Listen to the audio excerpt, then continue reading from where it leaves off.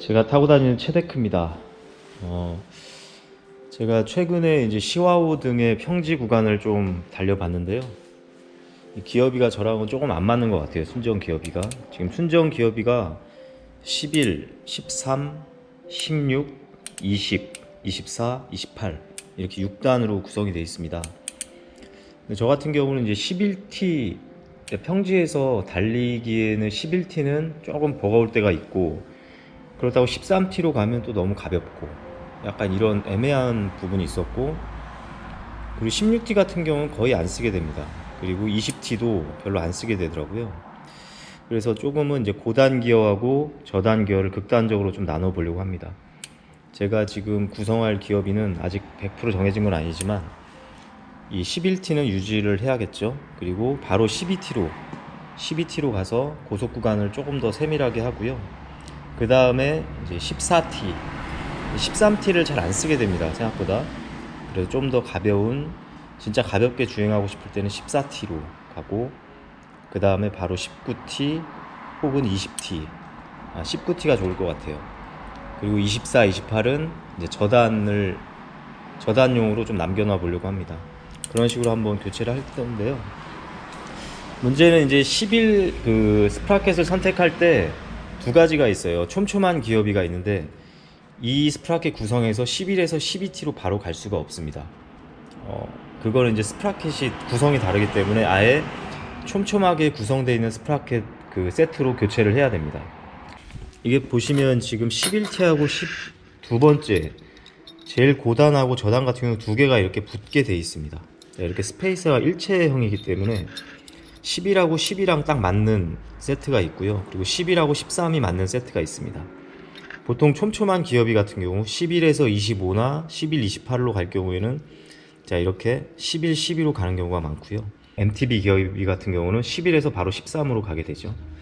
제가 지금 쓰는 거는 썬레이스 제품으로 11에서 12로 바로 가는 11단용 제품을 사용해서 자 11, 12, 14, 19 그리고 기존에 쓰던 24, 28 이렇게 6단으로 구성을 한번 해보겠습니다. 자 아까 11, 12에서 14로 바로 가니까 문제가 좀 있더라고요.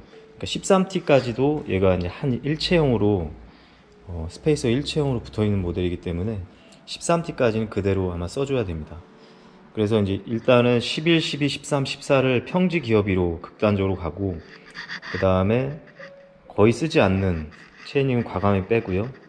20T로 약간의 어필로 가고, 그 다음 바로 28T로 한번 해봤습니다. 이게 변속에 충격이나 여러가지 문제가 있을 것 같은데 한번 해보도록 하겠습니다. 이렇게 극단적인 기어비 한번 테스트 해보죠.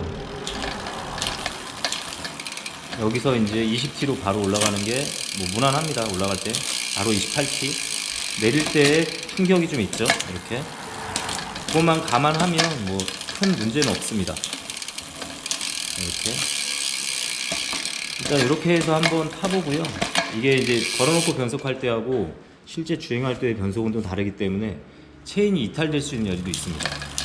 한번 주행을 해보고 맞지 않으면 또 변경하는 걸로 한번 이렇게 마무리를 또 해보려고 합니다.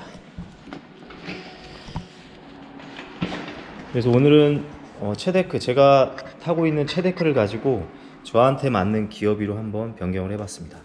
11, 12, 13, 14 고속 구간, 그리고 20T로 바로 가고요.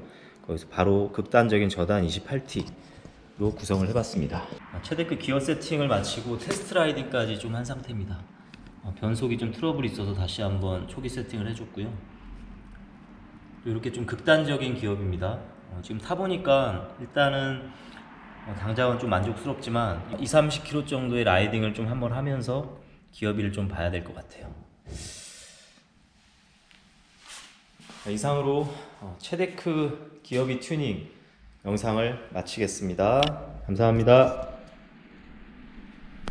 자, 코그 세팅할 때 참고로 말씀드릴 부분이 있다면 이렇게 11T, 13T 이런 식으로 스페이서, 중간에 스페이서가 일체형으로 되어 있는 부분들이 있잖아요. 이거는 이제 단수마다 이 두께가 달라요. 11단 같은 경우는 11단에 두께가 있고, 그리고 10단 같은 경우는 이거보다 조금 더 두껍겠죠. 그리고 9단은 조금 더 두껍습니다. 그래서 이런 코그들은 단수에 혼용해서 쓸 수가 없습니다. 11단은 11단끼리만 써야 이렇게 되는 부분이 됩니다. 자, 이렇게 스페이서 같은 경우도 중간에 11단용 스페이서가 있고 10단용 스페이서가 있고 9단용 스페이서가 있는 거예요. 그래서 그 단수에 맞는 스페이서를 써줘야 되고요.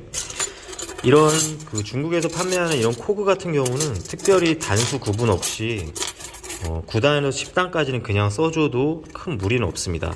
다만 이 사이에 들어가는 스페이서가 이 단수에 맞는 두께의 스페이서를 써주면 된다고 생각하시면 되겠습니다. 그렇게 해서 코그를 조합할 수가 있습니다.